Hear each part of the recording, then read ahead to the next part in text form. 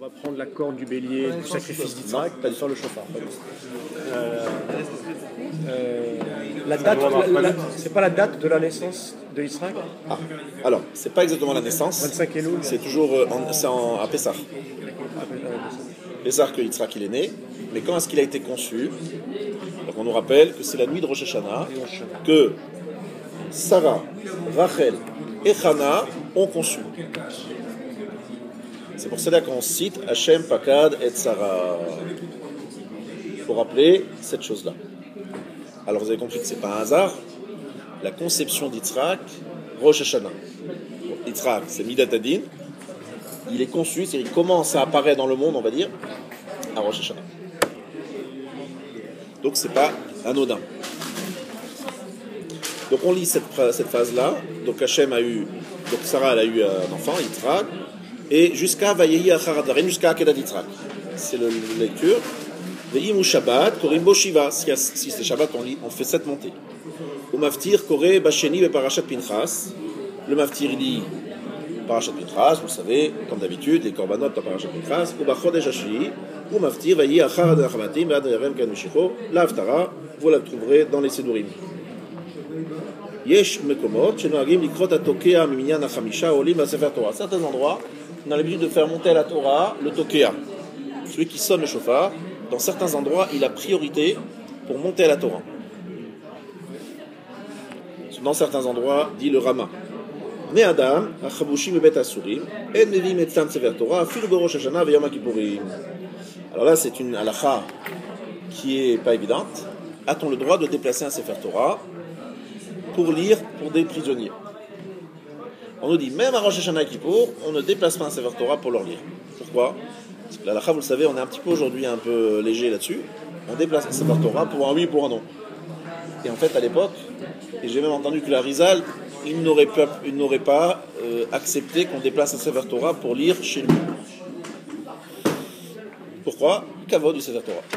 Maintenant, j'ai reçu de Rav Gross une hora'a, un enseignement halachique. Je lui ai demandé un psak.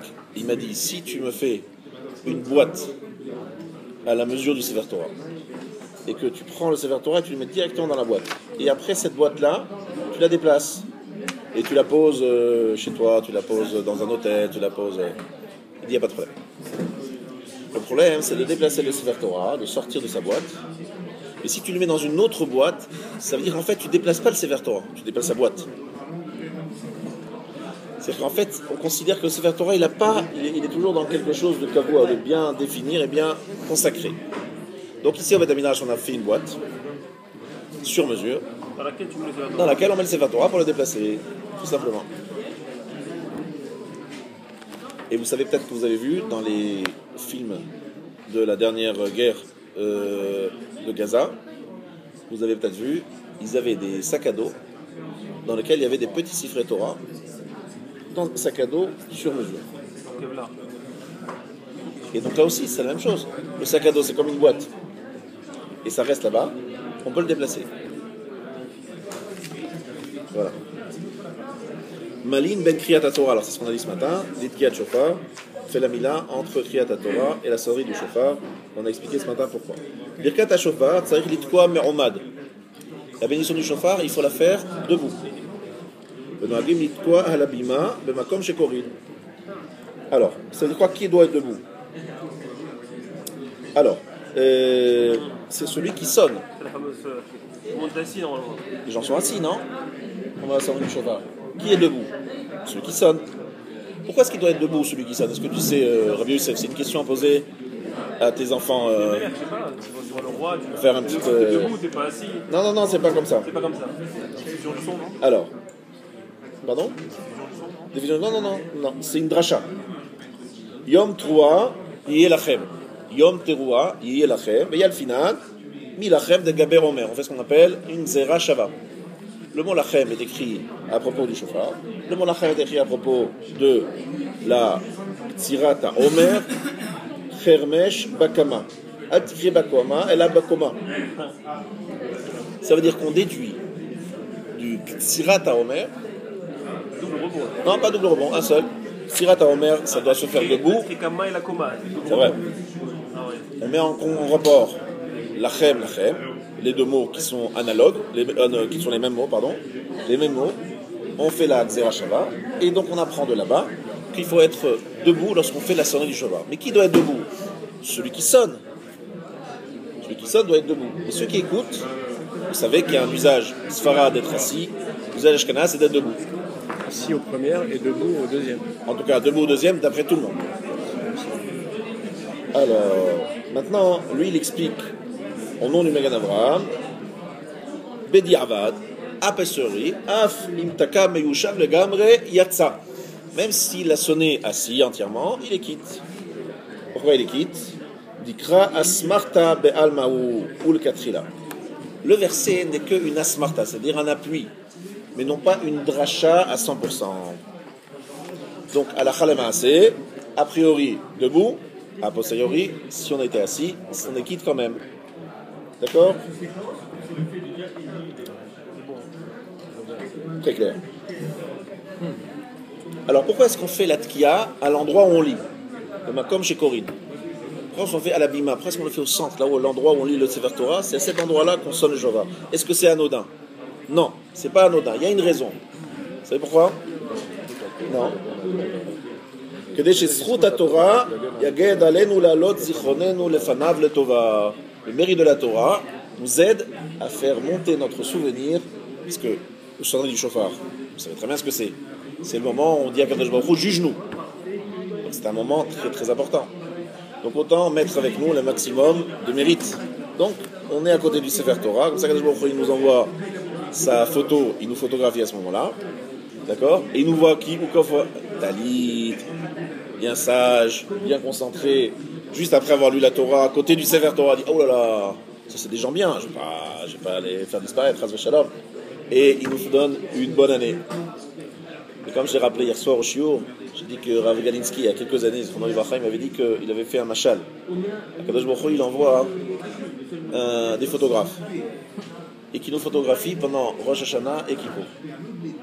Et le jour où, ce qui a été décidé qu'on allait recevoir dans le jour d'Hachem un chèque de 150 000 euros, le jour où le chèque est donné au porteur, on lui donne la photo, on dit voilà, celui-là, vous lui donnez les 150 000 euros.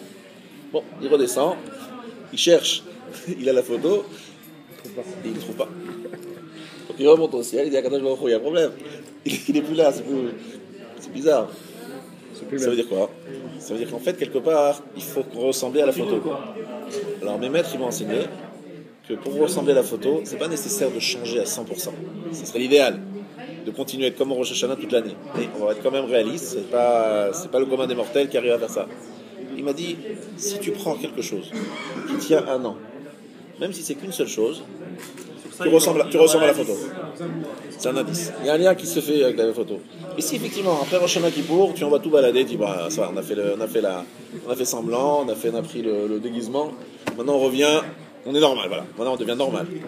Il envoie la photo et là il n'y a plus aucune ressemblance. Et c'est dommage, les 150 000 euros ils vont rester dans le compte là-haut. Traval.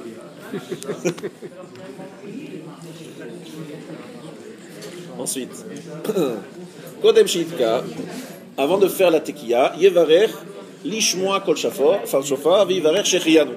Il y a deux bénédictions à faire. Le premier jour, Shechianu, Litkoa Kol Shofar, tout ça vous connaissez parfaitement. Maintenant, vous le savez qu'au Brachot, on est toujours debout. Ça, vous le savez également. Ensuite, maintenant, En Chilou Beni Mevarech Latzmo, Oshekvar Yatsa, ou Mevarech Lotzi Acherim. Alors voilà, question. Si j'ai déjà fait la sonnerie du shofar moi-même, et maintenant je fais pour rendre quitte d'autres, est-ce que je refais la bracha, oui ou non? Alors si c'est des hommes qui m'écoutent une deuxième fois, c'est la paracha de cette semaine qui répond à cette question. Vous savez, la paracha de Kitavo, où on nous a appris que Har Gerizim, Har Eval, sur le mont Gerizim, et le mont Eval, entre autres, on a appris ce qu'on appelle Arvut. Arvut, ça veut dire être garant. Ça veut dire que chaque juif, il est responsable d'un autre juif. Donc si un juif il n'a pas écouté le shofar, c'est mon problème. C'est pas le seulement le sien, c'est aussi le mien. Donc je lui dis, vous voulez bien que je vous sonne le shofar, monsieur XYZ? Il me dit avec plaisir. Il fait la bracha pour l'autre. Mais moi j'ai déjà été quitte. Oui, mais ce juif-là, il n'a pas été quitte, donc ça te concerne, c'est ton problème. Vas-y, fais de nouveau la bracha. La seule question, c'est par rapport aux femmes. Parce que les femmes, est-ce qu'elles sont vraiment d'abord l'obligation d'écouter le chauffard, d'après toi, Michael? Les femmes? Non. Non. Pourquoi? Mitzat assez, Shazman Grama. On a lié autant. Donc normalement, il n'y a pas de mitzvah. Bon, elles ont pris sur elles, mais je vais faire une bracha pour elles. Est-ce qu'il faut faire la même bracha? Il y en a qui disent qu'il ne faut peut-être pas faire la même bracha. Bref, Shmoa Kol Shana. Halakha Lemaaseh pour les femmes, compliqué. Donc souvent, il y a des sonneurs pour femmes, qui demandent à des femmes de faire la bracha elles-mêmes, s'il y a en général des femmes ashkenazes. Pourquoi les femmes ashkenazes? Parce que les femmes sfarades, elles ne font pas la bracha sur Mitzat Aseh chez Azman Grama. Mais les femmes ashkenazes, aucun problème, elles font. Donc attention, renseignez-vous avant de faire la bracha pour des femmes. Ici, lorsqu'on sonne une deuxième fois le Shabbat après-midi, le Rosh Hashanah après-midi, il y a souvent des hommes qui n'ont pas entendu le matin. C'est ça. Donc il n'y a pas de question. Il n'y a pas de problème. Ensuite, Itkara Tashrat Shalosh Pa'amim, Tashat Shalosh Pa'amim et Tarot Shalosh Pa'amim.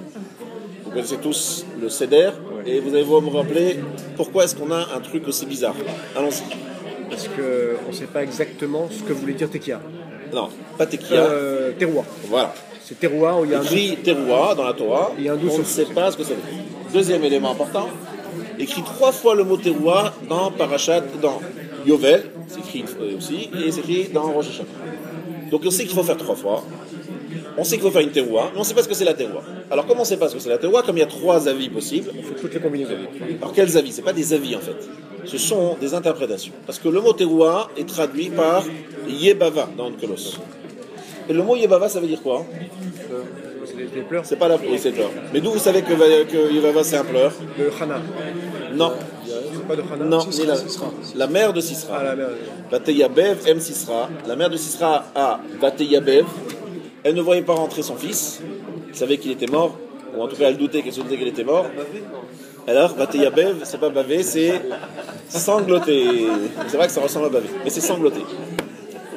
Donc, on a compris de cet environnement de la mère de Sisra qu'on parle bien d'un sanglot. Mais les sanglots, vous avez vu vos enfants, Plusieurs sortes. au début, c'est d'accord? Vous connaissez? Alors, il y a une marloquette. Est-ce qu'il faut prendre en compte le sanglot court, le sanglot long, ou les deux ensemble? Et comme on a les 3 avis, enfin pas les 3 avis, les 3 le doute, on fait les 3 options. Mais 3 options 3 fois. Ce qui explique le céder des... Une fois qu'on a fait ça, on est quitte. Et on en rajoute, nous. On en fait 100. On prend ce qu'on en fait 100, les arbev et à Satan, pour un peu troubler le Satan. Comment on trouve le Satan? Parce que le Satan, on lui montre qu'on aime les mitzvot. On en rajoute. Alors le Satan dit, oula, ils sont trop ils amoureux des mitzvot, ces gars-là, je ne veux pas les accuser. Voilà ce qui se passe. On a un peu rappelé ce que vous savez. Tov litkoa betsad yamin, imufshar le toa bekar. C'est bien de sonner en ayant le chauffard sur le côté droit de la bouche. Il faut que le chauffard aille vers le haut. On pourrait le mettre en l'envers, vers le bas, vers le haut. Allah Elokim Mitroa, Allah, Aliyah. Et Mitri Litkoa, Velo Yachol Ashlim, Yashlim Acher. S'il a commencé à sonner et qu'il n'arrive pas à terminer, un autre complétera. Afilu Shlosha ou Arba. Même s'il y a 3 ou 4 sonneurs, parce que chacun est expulsé après 1 ou 2 sonneries, on peut changer de sonneur les uns après les autres. Vedai bibracha shebirach harishon. Et tout le monde est quitte avec la bracha du premier. Tout le monde est quitte, c'est pas la peine de refaire la bracha. Vous, sheyusham atokim achronim bishat bracha. Il faut que ceux qui sonnent en dernier aient été présents au moment de la bracha. Afilu in berach velo yachol litkoa klal.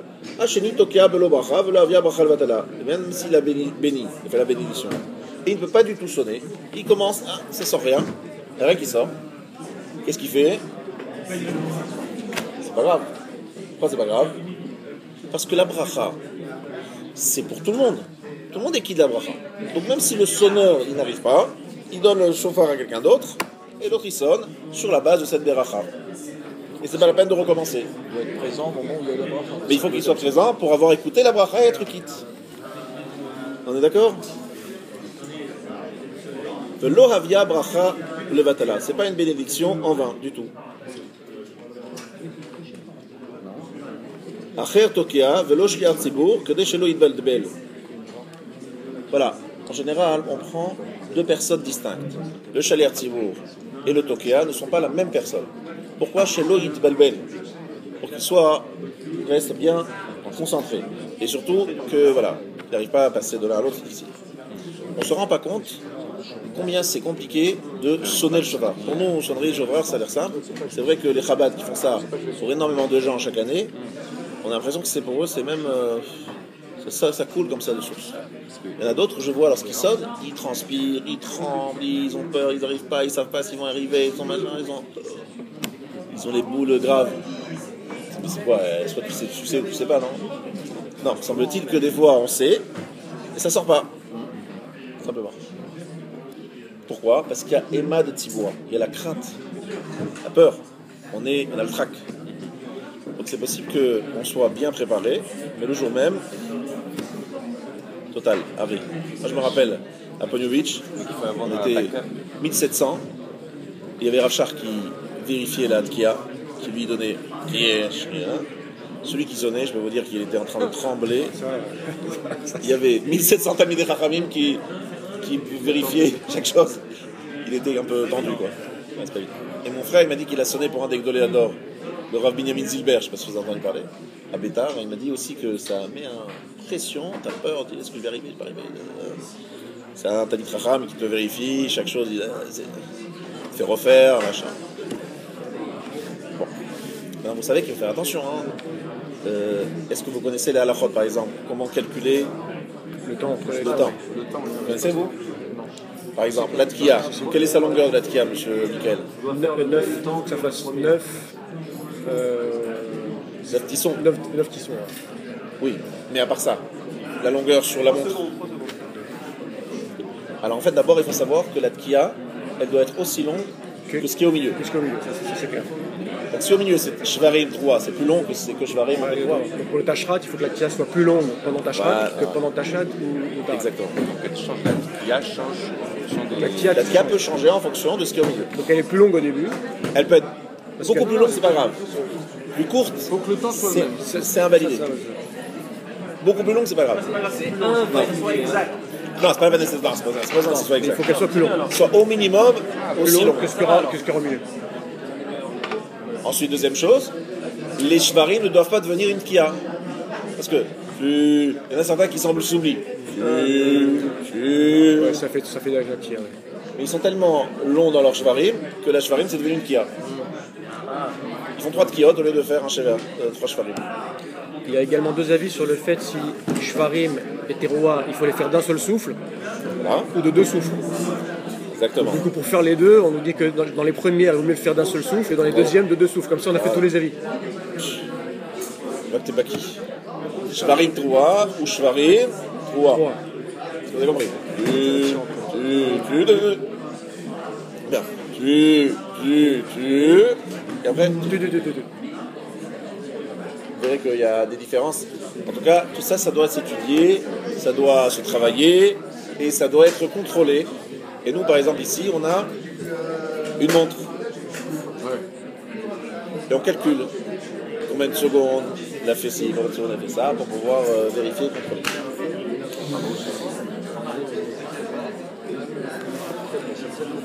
La Rolex.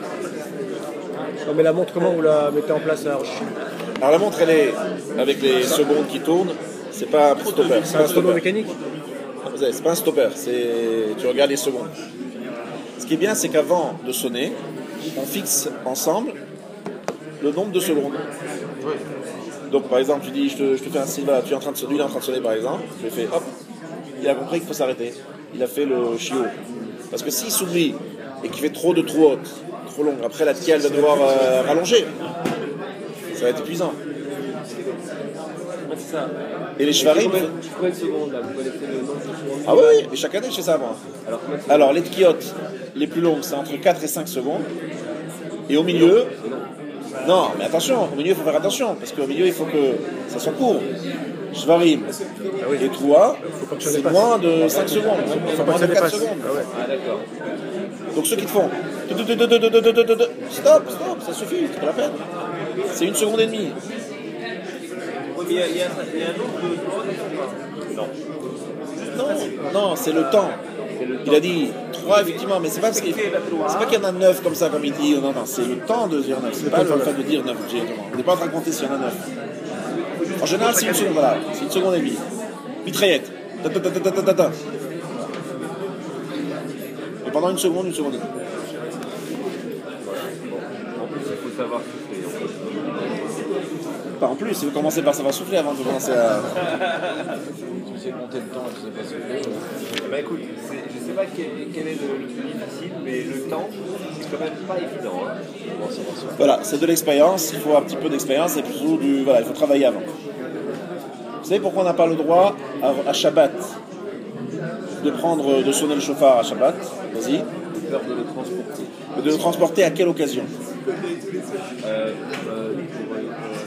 Non pas pour l'amener à la synagogue, non. C'est pas pour l'amener à la synagogue parce que la synagogue, on peut très bien demander au gabaï, au trésorier, au machin. D'avoir un chauffard sur place. Voilà, un chauffard sur place. Non. Pourquoi de le ramener? C'est d'aller apprendre chez un spécialiste. Shabbat. Tu as les boules. Tu dis, oulala, je sais plus, j'ai un problème, je sais pas quoi faire. Vous êtes tendu. On risque de porter un chauffard pour l'amener chez un spécialiste pour qu'il me montre comment faire. Parce qu'il y a la pression. Parce qu'il y a la peur. On l'a pas entendu. Bon, attends. Donc c'est pour ça qu'à Rosh Hashanah Shabbat, à cause du risque de porter, et pas de porter dans les synagogues, parce que dans les synagogues, les gens ils sont à Tsibourg, ils font attention que le chauffard soit là avant, c'est pas un problème. De partir avec pour aller étudier. Pour aller apprendre et se préparer, ouais. Vu la tension qu'il y a avant la sonnerie du chauffard, on sait qu'il faut absolument. Voilà.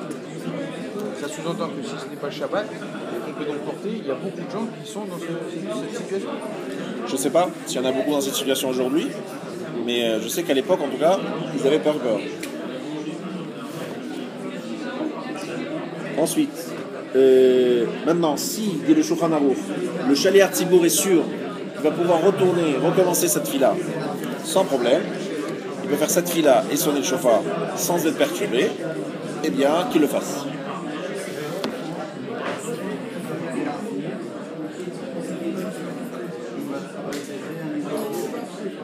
Bon, après, je saute un peu le. נוהגים להקרות לפני התוקע סדר התקיעות מילה במילה כדי שלא יטעה. On a l'habitude d'être makri. C'est un minag, un usage ancien. Ce qu'il y a, il fait shvarim teroua, on aurait pu imaginer sans ça. Non, c'est le minag que quelqu'un annonce et que lui sonne après. La principale raison, c'est pas la seule, c'est parce qu'on veut qu'il ne se perde pas le fil et qu'il ne se trompe pas, qu'il ne s'oublie pas. Est-ce que c'est clair? Ça, c'est pas une obligation, ça, vraiment? C'est pas une obligation, mais c'est un minag ancien. S'il y a un dayan, un rav, c'est lui qui lit. C'est pas monsieur tout le monde. On préfère un dayan. Pourquoi? Parce que c'est aussi lui qui valide. C'est bon, c'est pas bon, parce que s'il continue, c'est qu'il a validé. הנוטל שכר לתקוע שופר בראש השנה, או כדי להתפלל או לתרגם בשבתות וימים טובים, אינו רואה מאותו שכר סימן ברכה.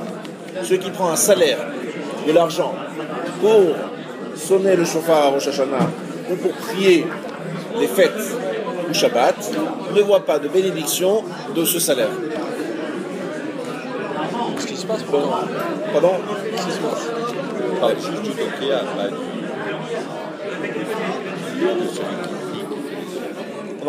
On parle aussi de celui qui fait les offices. Au kede l'itpalel.